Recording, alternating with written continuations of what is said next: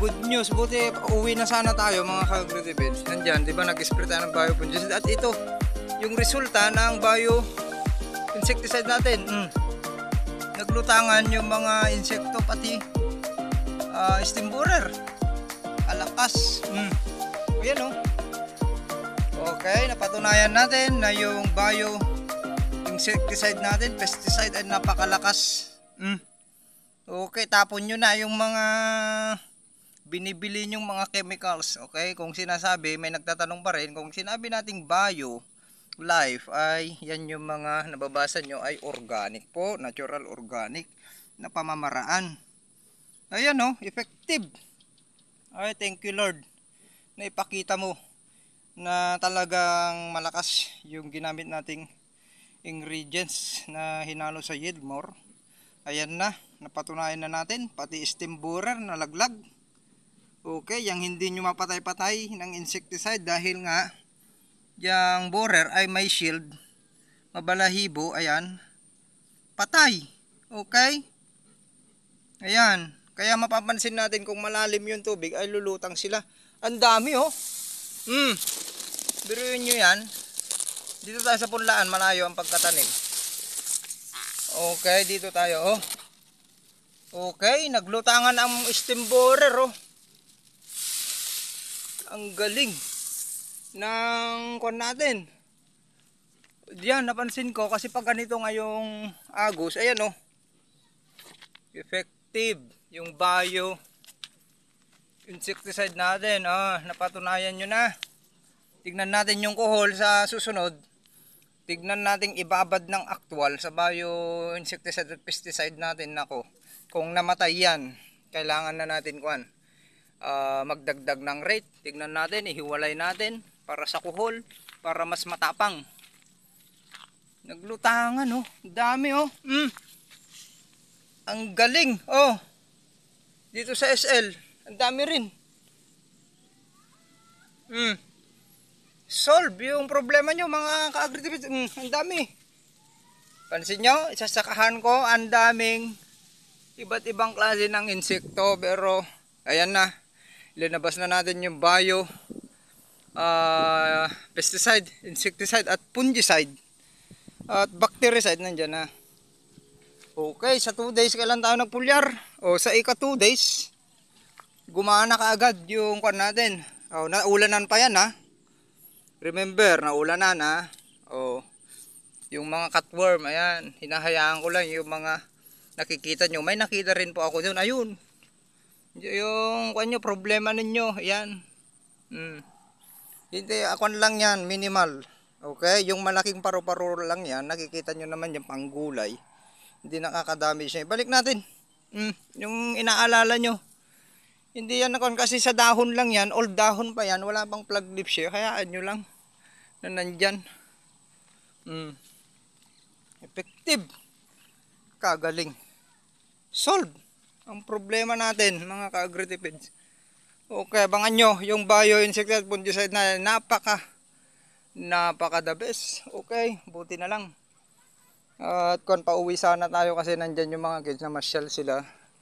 Ngayon lang pumunta, nandyan sila. Kaya, ayan, buti. Alala natin umikot. Bukas na sana ako ikot. Baka hindi ko na makita kung umulan. Okay.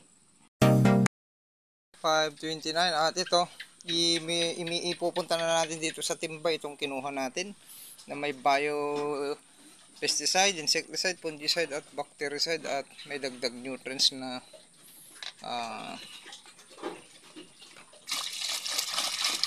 phosphorus at calcium. Saka linagyan natin ng probiotic. Ayan, ilalagay natin dito para ma-mix ko. Okay, karga na natin lahat dito. Ayan. Para minsanan na, tsaka ikarga natin dito sa yun yung walang laman na lagayan ng Yieldmore. Ayan, para ma-mix ko. Ayan na, yung kinuha natin na Yieldmore na may biofungicide at insecticide. Nuksan ko na 1 pack, 100 grams. Ikon na natin dyan para minsanan na. Ayan, kita nyo. Ito naman yung hyper compost. Ganyan, pwede naman ganyan yung gawin nyo sa Yieldmore nyo. Para minsanan na, para karga na lang kayo ng karga, hindi kinukutsara pa. Okay? Yan, ganyan yun na. Tapos hindi naman natin mauubos yan dahil 8 liters nga yan. Ikakarga natin dyan sa lagayan. Maganda pagka mix pa. Okay, daming nutrients to. Ilinoded na natin. Abangan nyo yung i-sprayan natin dyan. I-treat natin yung mga nasa shaded at nasa mababang bahagi na may blight konti. Doon natin titignan kung makarecover ka agad ay napakaganda. At yung mga insekto sa gubat, subukan na rin natin doon na obserbahan ng ilang araw. O yan, ganda na pagka-mix. Okay, sharing is caring. Pause. Magpopulyar tayo nga ng ganda. Wala na, kanina umulan lang konti. May portion lang na Tapos tatakal tayo. Isa. 150 to, corn beef. Dalawa. Yan, dalawa lang. Yung Yieldmore natin, may sticker na. Pansin nyo yung kamay ko, ang dulas. May sticker na yan. Magsisilbing sticker na yung oil dyan na napalabas natin. Dulas. Okay? Ganun yan. Sharing is caring. Check 5:30 at maglulod tayo kahit makatatlo loads lang tayo or 4 ay matatapos natin bukas, itutuloy natin. Okay, ito muna. Titirahin natin dalawang LP. LP937 at LP2096. Okay, post natin. Kaka 3 days ngayon, pupulyar tayo kasi magandang panahon, hindi uulan. Sure nyo lang na hindi uulan kung magpulyar kayo. Okay, post muna. Ika 35 days itong palay natin, may planting height ito na hanggang baywang to hanggang lagpas hanggang puson. Okay, post muna. Pa rin natin ay yung 16 liter para parehas sa inyo. Ayan yung nozzle, bumili tayo ng 4 hole, 4 na butas yan. Ayan, 4 na butas na nakayuko. Okay, kasi ito pwedeng paganyan, tatama sa baba, pwedeng ipaganyan. Kaysa yung diretso lang. Ayan, 2 meters yung stick natin, 16 liter yung gamit natin. Ang rate natin, 2 lata ng sardinas. Ito yung Yieldmore na may bio pesticide, fungicide at bactericide. Okay, na may para i-loaded na natin yung hinihiling nyo. Okay, tara. Testing. Oh, yan malakas Okay naman. Tara. Dito tayo. Ito, isubukan na natin. Hindi nyo makita. May bacterial liquid dito. Bacterial liquid sa gilid. Yan, ini-sprayan ko Ito natin sa mga ilang araw. Yan. So, okay naman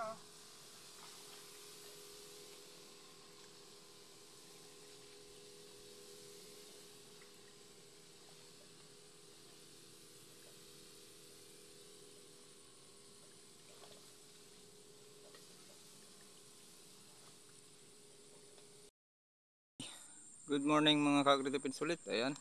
Time check tayo. 5:40 na. At 3 loads na lang. Natapos na natin yung papunta doon. Natapos na rin natin to. Hanggang doon. Ayan. Okay. 3 loads na lang. At matatapos na natin. At naisipan ko i-video ulit natin para makita nyo na ginamit natin. Ito yung Yieldmore at plus Hyper Compost na may bio fungicide. Ulitin ko. Bio fungicide, bactericide, insecticide, bio-insecticide, pesticide. Okay? Ayan. Saan ba na? Dito na lang para doon ako magsisimula para makita nyo.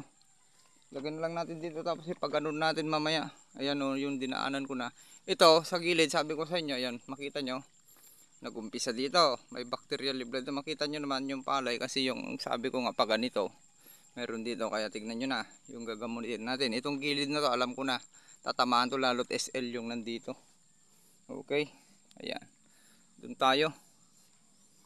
Taas natin para makita. Matangkad na yung palay. sana hindi malaglag tong cellphone natin. Ayan. Ayan, para makita nyo. Hindi na natin pwedeng i-post ito.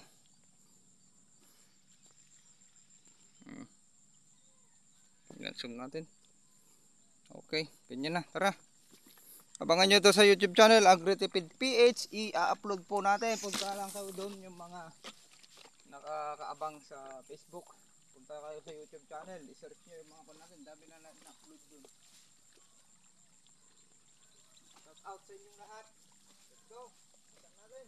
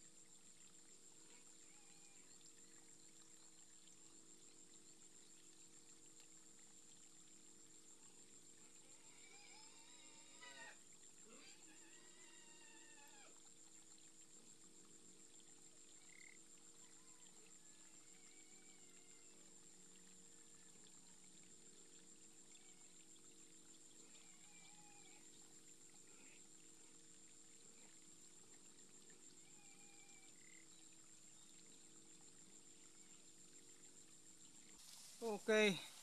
Dito naman. Pause muna. O yan. Para makita nyo. Okay. Ang tangkad ng SL39. Ang lalaki ng puno. Dito naman sa kabila. Dito na natin. Para kan. Diyan na. Sa pangatlong pinitak na tayo. Sana makita nyo. Ayan. Okay. Yan. Ganyan talaga pag umaga. At patigas na yung palay natin. Unlike dito. Pansinin nyo. Tigas na tigas siyang lungpin. Okay. Mas may katigasan. Sana hindi ma-full memory yan. Ginagawa ko to para sa inyo. Ayan, at least nakikita nyo. Ipapakita natin. Tingnan nyo, nagbi-videos pa tayo. Nakat ba? Okay, yan ha. Konting tulag lang natin pero tingnan nyo yung lakas natin. Okay, enjoy life lang. Ganon. Huwag masyadong nagtutulog-tulog.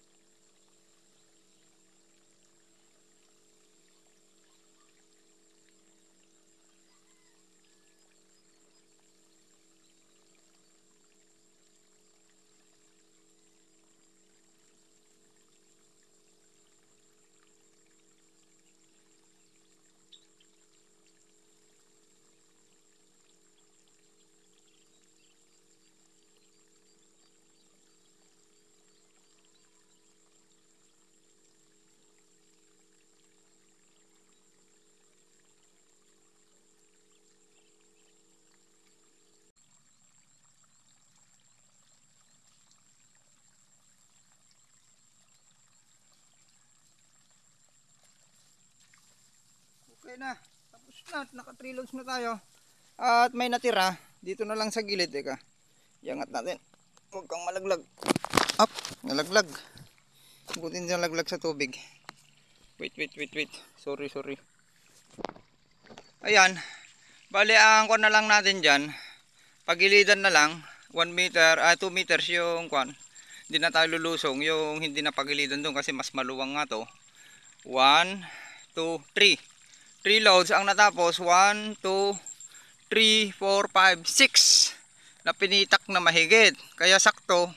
May 1/4 pa tayong load dyan. Magkakarga pa tayo ng kuwan. Alam nyo na yung rate kahapon natapos natin doon. Tapos doon mga 1 loads na lang doon. Kasi 2 pinitak lang yun nandun. O tapos na. Ganun lang hindi na natin papakita. Sharing is caring. Doon na lang tayo sa pilapil. Hanggang doon na lang Nakita nyo naman kung saan ako natapos kanina dyan. Yan na yung palay natin. Sa 36 days. Mapansin nyo yan pakita natin. Gagamunin natin yan gamit yung bio fungicide bactericide natin yung gilid na yan. Tignan nyo naman kasi pumapagilid yan mababa. Maapaw yung kuwan natin. Yan dinidetalye ko sa inyo para masundan nyo. Para hindi tayong nagkukwentuhang barbero. Puntahin nyo YouTube channel natin Agritipid PH para full details yung kuwan nyo kay Agritipid. Shout out sa ating lahat mga ka-Agritipids group chat, masaganang ani sa ating lahat. Dagdagan lang ng sipag at monitoring sa ating mga taga-saka.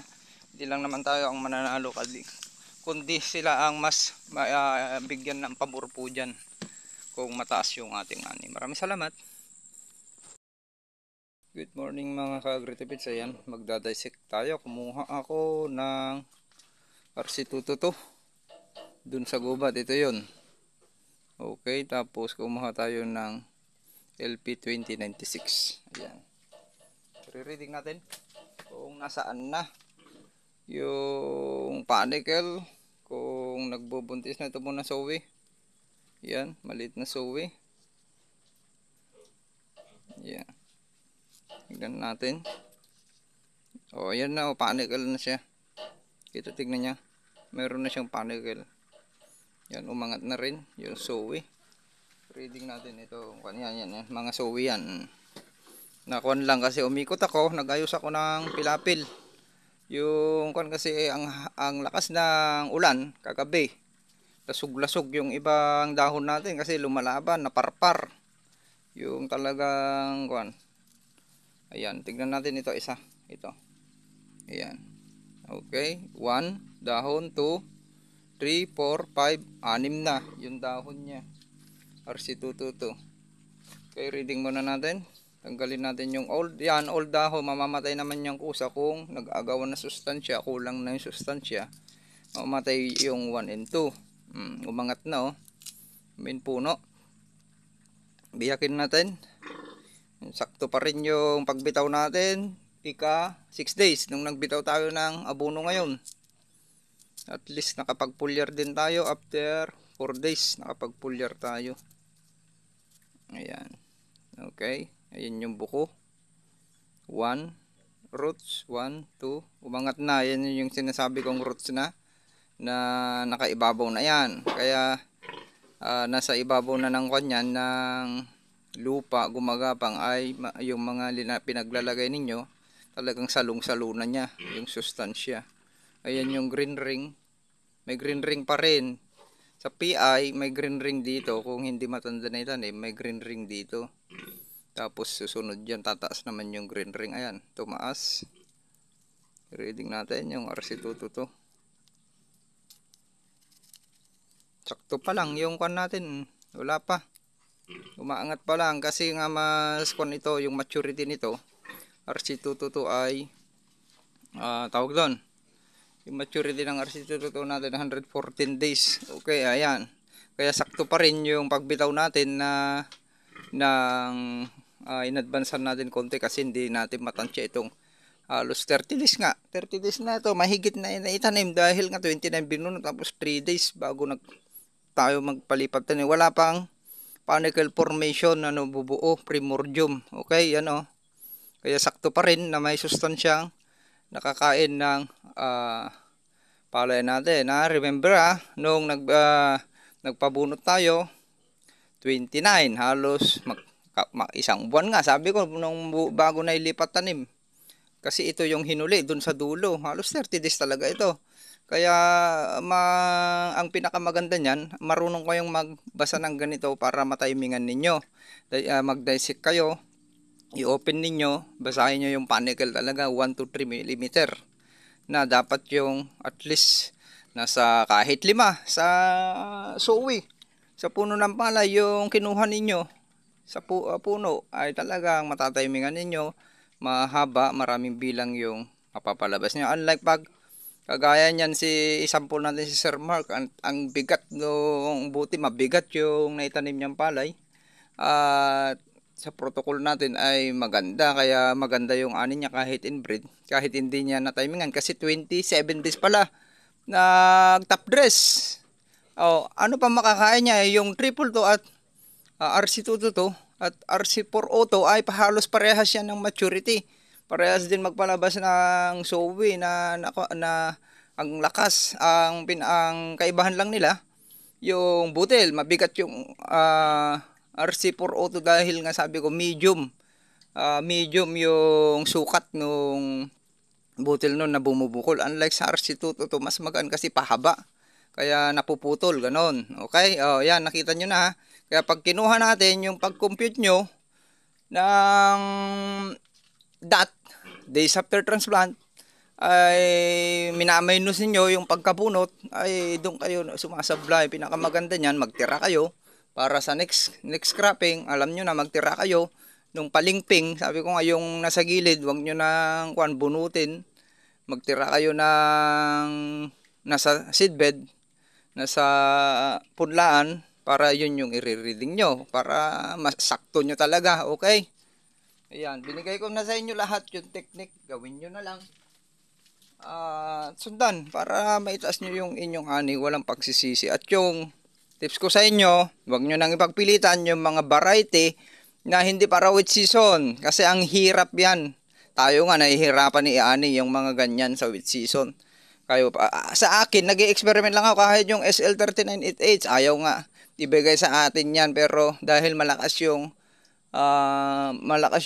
kwan natin, malakas tayo sa yung damdamin natin, malakas at mahilig na mag-experiment, huwag nyong gayahin. Okay, ayan, may sowi pa RC222 yung kasama nyan. Biyakin na lang natin para makita ninyo na malayo pa. Okay, hope na natututo na tayo. Kaya yung PI niyan 49 talaga. Tapos pag date after transplant, pinigay ko na sa inyo sa DAS plus 5 or 7. Date after transplant, pinigay ko na sa inyo sa DAS plus 5 or 7. Mag-plus kayo kasi nga yung stress, pagka ano ba yung nai-stress, yung ugat ang nai-stress. Okay, sharing is caring. Wala pa tayo, kaya pwede pa tayong magpahabol dito sa RC222. Sana yung before and after, kasi wala pa nga, sakto yung abono natin 10 to 15 days, wala, halos paubos na. Magbibitaw tayo ulit na ang second top dressing may kakainin doon sa aabutan yun sa panicle formation. Okay, kabuting bibinat pa yan. Ito naman, happy Sunday sa inyong lahat. Ayan, bago tayo uuwi, mag-church tayo. Ito yung 112 days 20 LP 2096. Tignan nyo, bilog na titigas 1. Tignan natin yung dahon. Ito 1. Suwi ito. Suwi muna. Bilangin na natin, mahaba na. 1, 2, 3, 4, 5. Yung main puno, kunin natin yung suwi LP 2096. Ito yung suwi. Wala tayong marireading. Payatot. Side pa hindi bilog. Ito yung re-reading natin. Ito main puno 1 LP 2096 2 3 4 5 5 na yung kanyan. Kung wala pa ito 6, maglalabas siya ng 6. Wala, hindi pa flag lip ship yon. Sabi ko nga sa inyo, yung main puno, kadalasan yan 6, 5 or 6. Okay? Yan, nakikita nyo, biyakin natin. Ito yung pinaka early maturing natin. Pero yung SL 39 ngayon, may naglalabas na ang aga. Halo. Kaya hindi maganda talaga yung purity ng mga hybrid na nakukuha nating mga bago na pinag-i-experimentan pa lang. Yung nag-produce yun ang alanganin, may naihahalo. O tignan nyo, ang taas na. 1. Ito. Yan yung ugat. Wala pa, hindi pa nagpalabas yung nasa ibabaw. Ito yung 1, 2, ikatlo. May nakita na kayo. Kaya pwede pa tayong magpahabol. After 15 days, magbibitaw tayo ng second top dressing. Okay. Titignan natin, kaya pa natin para kahit na hindi natin masyadong napatangkad yung palay natin, ay kunin na lang natin sa dami ng bilang, habulin pa rin natin. Pero mas maganda sana kung napatangkad natin, mas marami pa yung mapapalabas natin. Pansin nyo wala. Ayan yung kung pa lang, yan yung dahon na ika-6. Dapat meron na kayong nakikita dyan. Nakikita na ang dalawang mata na may bumubuong uhay para maraming bilang. Di lalo na yung sowi, wala pa. Okay, hope na iintindihan nyo na kung paano. Kasi nakita ko, based sa mga sinasabi nyo, at natutunan sa iba't ibang ahensya ng gobyerno at private, ginugugol nyo pero hindi nyo naintindihan dahil hindi nyo inaktwal. Tapos yung mga tinuturo sa inyo sa mga social media ay mali. Hindi nyo talaga nakuha. Pero yung tinuturo ng IRI, okay yon, pero hindi kasi inelaborate sa inyo ng mabuti. Kaya hindi nyo naintindihan. Okay? Clear na po ba tayo doon? Kaya nandito si Agritipid Page para i-actual sa inyo. Dahil sa tagal na natin since 2015 na nagsaka, sabi ko nga kahit nakapikit tayo, balibalik ta rin man tayo, ay alam na natin yan. Okay, at nandito nga sa Agritipid Page para handang tumulong sa inyo. Okay, wala pa. Okay, hope natututo kayo sa aming ibinabahagi. Sama-sama, tulong-tulong, itaas ang ani at kita kung ano man yung magiging resulta ng ani ninyo. Ang daming kalaban, climate, hindi nyo natimingan yung PI at nagtanim kayo ng hindi para sa wheat season, hindi pa subok, ay sa dry season, hope mas marunong na kayo at mas malakas yung inyong ani. Okay, bye-bye. Yan. Abangan nyo yung ilulod natin na bio, pesticide, insecticide. At yung yield more, ay ilulodin na natin yung pinakamagagandang sustansya na kailangan ninyo. Pampatigas, pampaganda ng bulaklak, ibibigay na natin, pampaganda ng soil. Okay, yan yung palay natin. Happy sharing. Maraming salamat. Ayan po tayo yung YouTube channel natin, Agritipid PH, i-upload natin ito. I-share nyo na rin para marami kayong matulungan.